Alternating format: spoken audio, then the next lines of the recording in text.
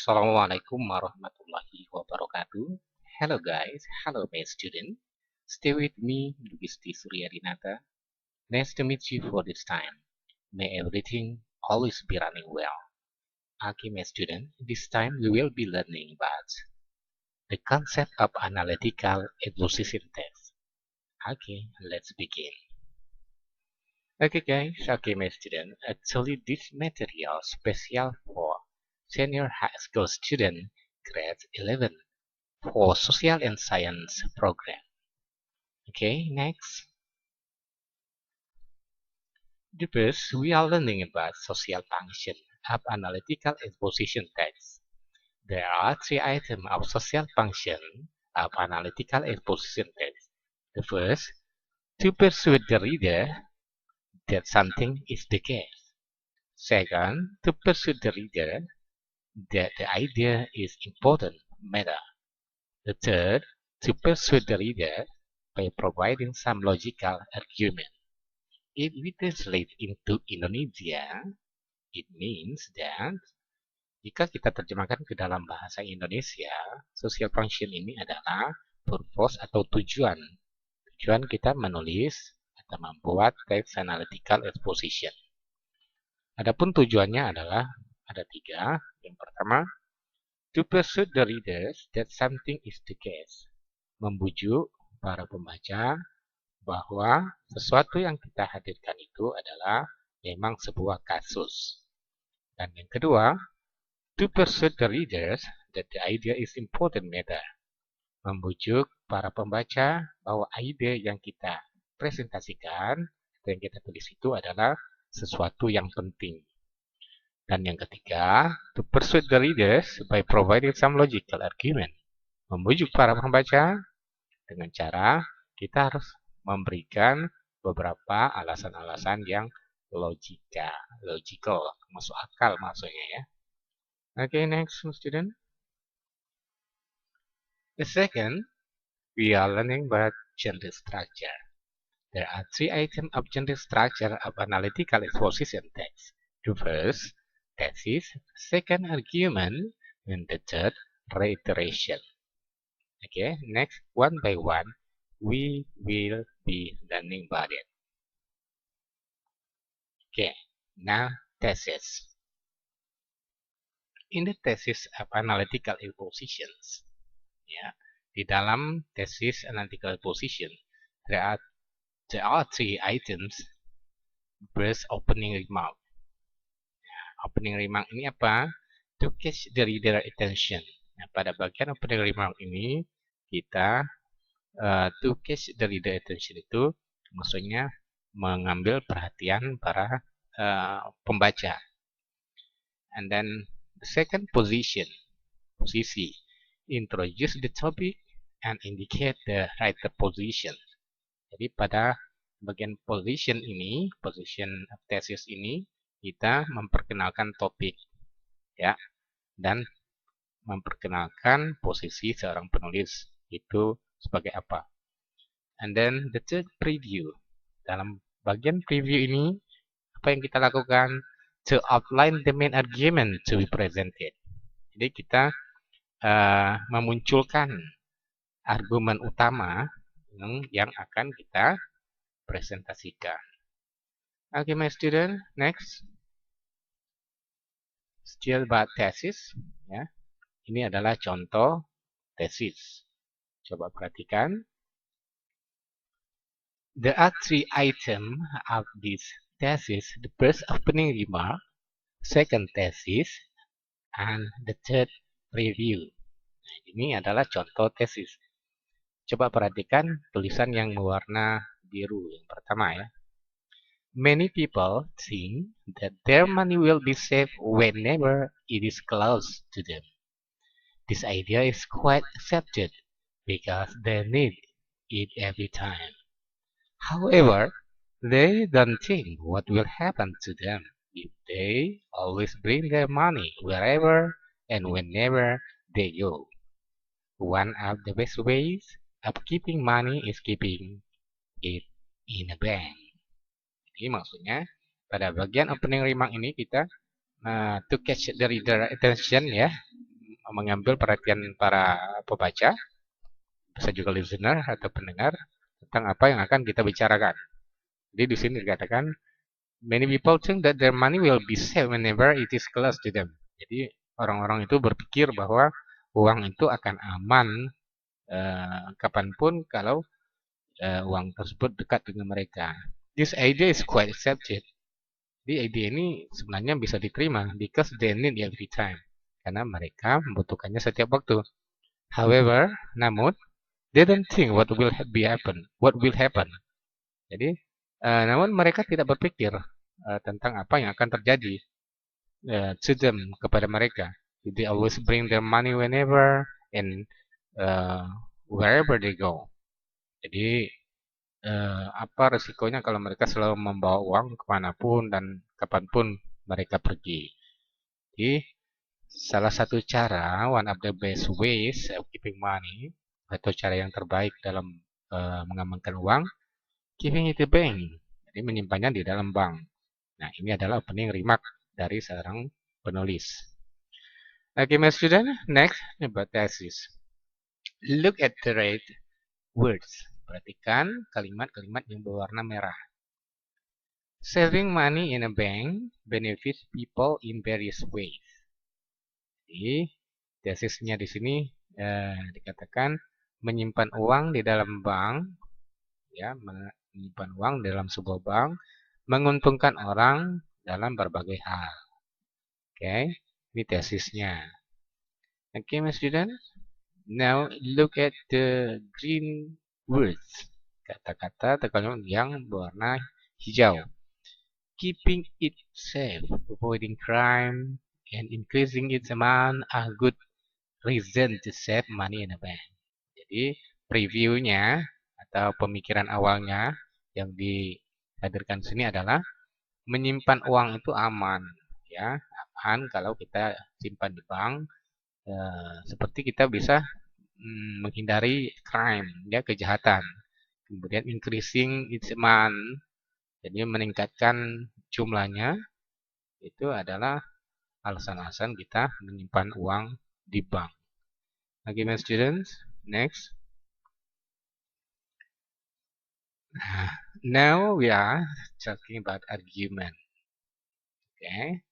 Jadi kalau tadi kita bicara tentang tesis beserta contohnya, sekarang kita bicara tentang argument, tentu saja beserta contohnya.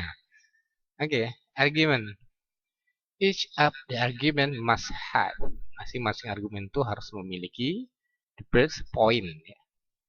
What is point? Point is to restate main argument outlined in preview. Jadi apa itu point? Point itu adalah to restate main argument, di mana kita menyatakan ulang main argument, argumen utama atau alasan utama yang kita munculkan pada bagian preview tadi. Nah, kemudian yang kedua, elaboration. What is elaboration?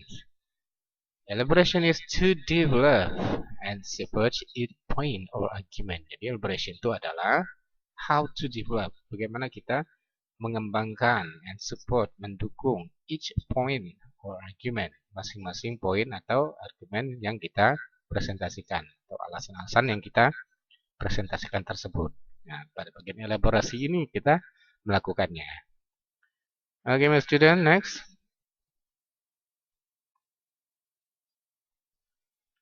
Still about argument. Nah, ini contohnya ya. Argumen 1. Now look at the red words. Perhatikan pada kalimat yang berwarna merah. First, by saving money in a bank, leaving home for hours is not a problem. Nah, jadi ini poin pemikiran pertama. Oke. Dengan menyimpan uang di dalam bank, meninggalkan rumah berjam-jam itu nggak masalah. Oke, ini pemikiran pertama. Oke, pada argumen. Nah, kita harus mengembangkannya dengan berbagai alasan yang kita punya. Kenapa kita mengatakan itu aman? Jika kita menyimpan uang dan kita meninggalkan rumah itu aman, nggak masalah. Nah, di bagian elaboration ini kita menjelaskannya. Feeling worried of losing money due to unexpected causes such as fire from neighbors or robbery can be turned away. Ya, alasannya kenapa kita katakan meninggalkan rumah itu aman kalau uang disimpan di bank? Rasa khawatir kehilangan uang yang disebabkan oleh sebab-sebab yang tidak kita harapkan, seperti kebakaran dari tetangga atau rampok ya, robbery, can be turned away. Bisa kita hindari. Oke, Mas Jidan, next. Argument 2. Still bad argument ya, tetap dengan tentang argumen. Ini argumen yang kedua. Crime can be avoided. Nah, ini poin pemikiran nih, yang kedua ya. Kejahatan bisa dihindari. Kenapa? Walking alone carrying a lot of money in the wallet or pocket may invite someone to do crime. Jadi berjalan sendirian dengan membawa sejumlah uang di dalam dompet atau kantong kita ya, itu bisa mengundang seseorang melakukan kejahatan kepada kita. By saving money in a bank, everyone shouldn't be afraid. Nah, kemudian dengan menyimpan uang di bank, setiap orang itu mestinya nggak merasa takut ya. Oke, maksudnya now still elaboration. Jadi tulisan yang warna biru ini semuanya adalah elaboration ya, pengembangan. Oke. Everyone shouldn't be afraid of going anywhere. Jadi maksudnya seseorang itu tidak perlu takut pergi kemanapun dia mau pergi.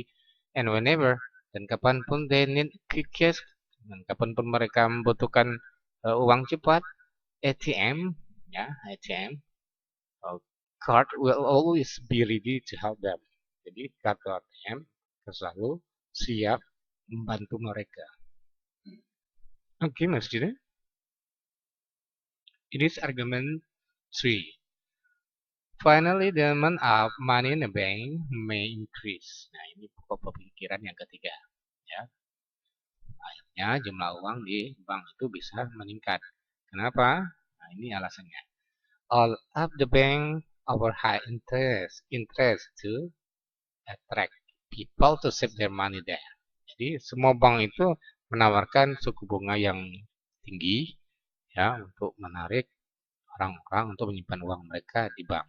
Therefore, bank offering highest interest in often a good choice.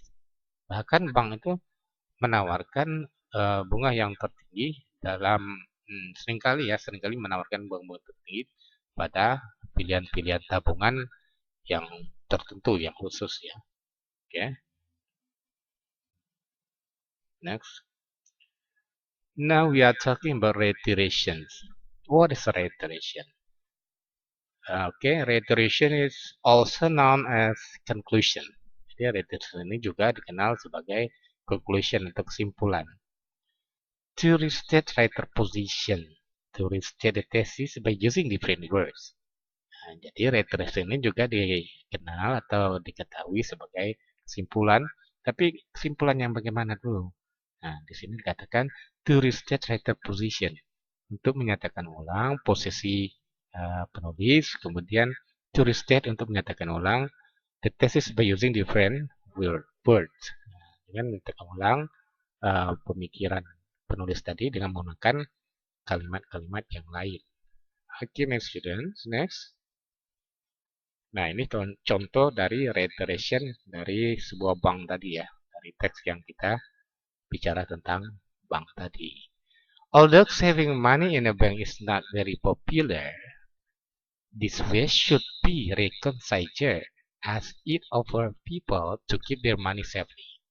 Jadi kesimpulannya di sini adalah walaupun menyimpan uang dalam sebuah bank itu tidak begitu populer ya, tapi this way should be reconsidered. Tapi cara ini mesti kita sadari bahwa ini menawarkan orang-orang untuk menyimpan uang mereka itu agar aman.